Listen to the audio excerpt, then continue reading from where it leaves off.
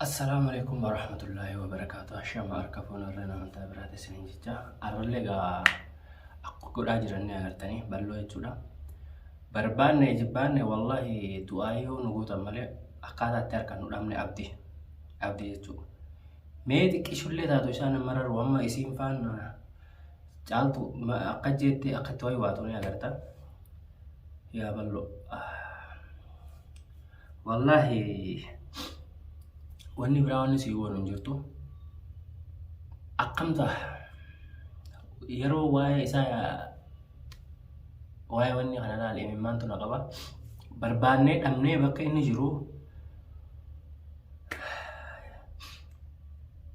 jechuudha hunda jala deemne abdis iddoo inni jiru inshaallah mucaa tokko mee naman gaafadhe ka isaa walitti dhiyeenya qabu tokko siifin himna meegaa nutis ni yaafannaan aan jechaa jira ga'annis inshaallah rabbiin haa tolchu akkasumaan immoo balloon jechuudha waa inni keessa jiru ni agartan jeetii yaada du'aayii godhaa fi du'aayii haa goonuu fi achumaan illee hordoftoota fayyee isinis du'aayii nu bira jabaadha akka isa argannoo jechuudha asumaan illee gaa inshaallah abdii jechuudha abdii waan abdiidha ta abdii biyyee fi yaame jechu magaalaa tana walumaan keessa jirra wal agarra garuu abdiin kutu akka abdii harkadhu abdiin kutu wallahi maaliif hin beeytanii turti malee wal arguun keenya hin oolamu isiniif galee oduma akkas tahuu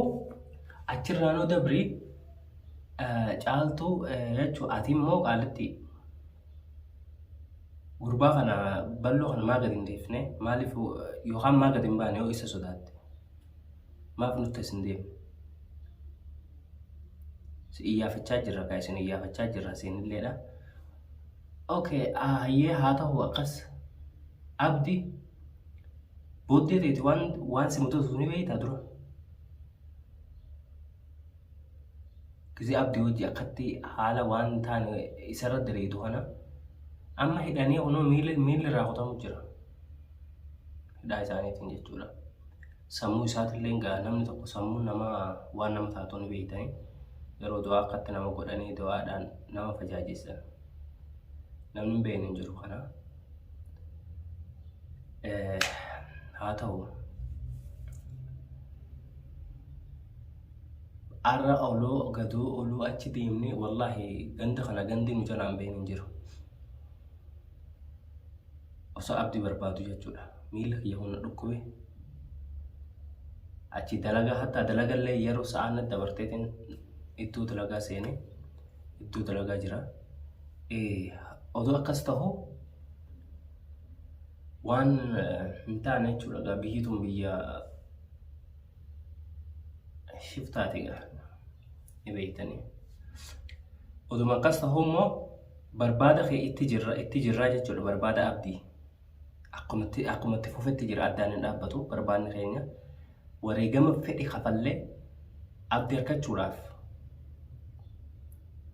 wanni nuti hin goone hin jiru ammas taanaan arras taanaan gara fuuldurattis taanaan jechuudha oduma akkas ta'u abdii achi deem bakka duraan jirurraa iddoo bira jijjiirrateeti jira amma jechuudha erga waan akkanaa kana dalage booda inni galee oduma akkasi barbaannu ammaan tana gaa iyyaafachaati jira inshaallah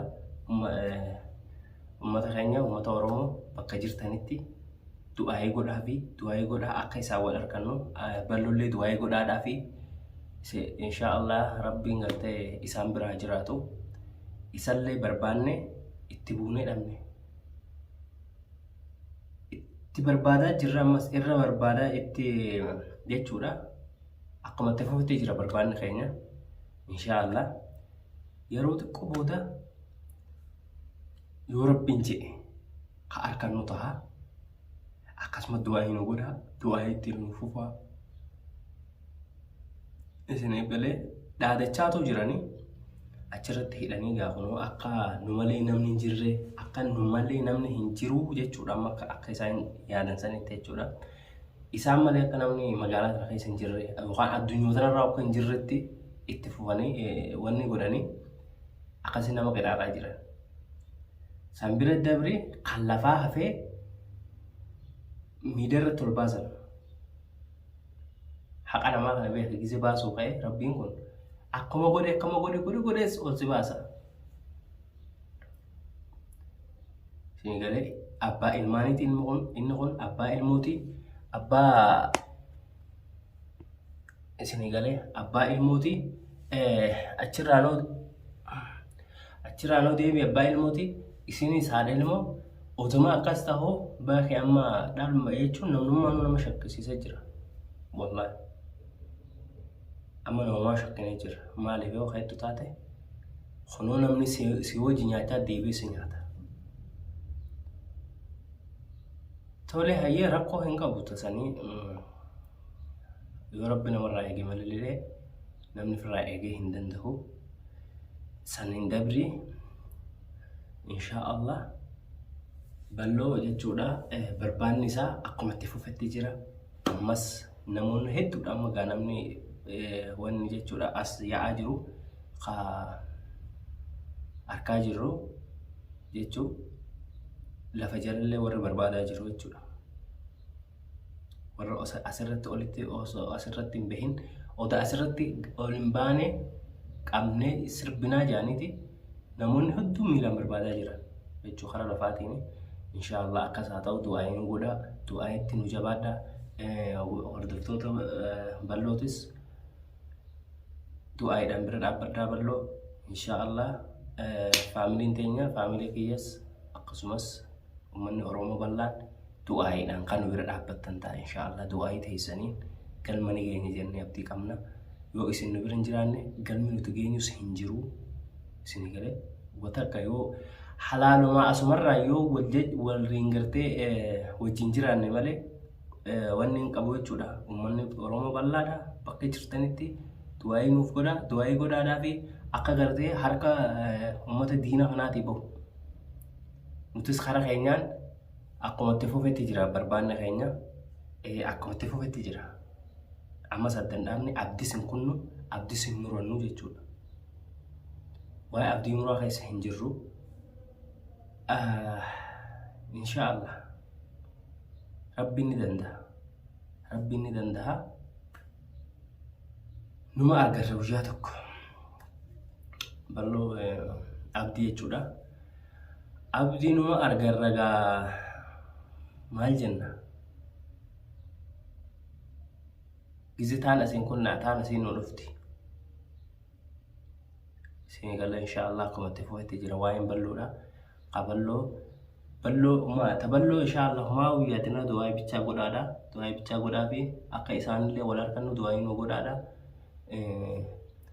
Itti fufaa barbaanni keenyas itti fufaa bakka fedhan seenanis maallaqa dalagu isin galee qarshii bichaadha wanni dalagu abbaa fedhe ni baafta itti jirra itti fufna walumaanuu ka irra geenyu taha kara hundaanutti jirra qarshiinis miilaanis barbaadaanis namaanis guutuu haala hunda jaahiza godhannee itti jirra maanta inshallah xiqqoo booda ifa caalamnes keessa gaa'e asumaan jettuu abdi wallahi osatun hundi singeenye kabajaadhaan osa nagaya qabdu amma sumaaf hin dhaaba irra deebi'e osa nagaya ni jiru balloo gaddeesi osa nagaya ni jiru jechuu nagaa kanan booreysin osa jireenya kana ifittiin busheessine osa jireenya kana ta'e bushaa sittiin jenne gaddeesi kabajaadhaan osa bakka isaasan hidhamtee akkas ta'uu ta'isa wallahi dhuguman si himaadha sumaanuu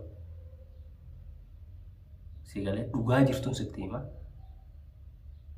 ijoolleen jechuudha akka jiraa keessa liqimsatu hundaa jira barbaada irra jira as keessaan sitti achi nu taaloo waan si godha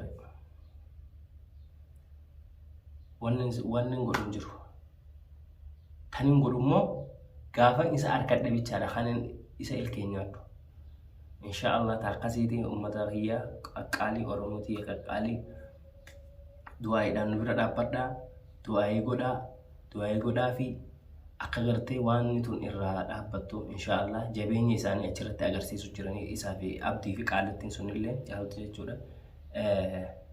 Waan takka hin fidan wallahi waan takka hin fidan waan takka akka waan takka hin finne abdii guddoon qaba. Maaliif jennaan nama qaba saba bal'aa qaba bal'oon jechuudha waan isin asiin dhabamsiiftanii miti. Takkasitti inshaallah haga video biraatti walitti deebinutti nagaan naaf tura.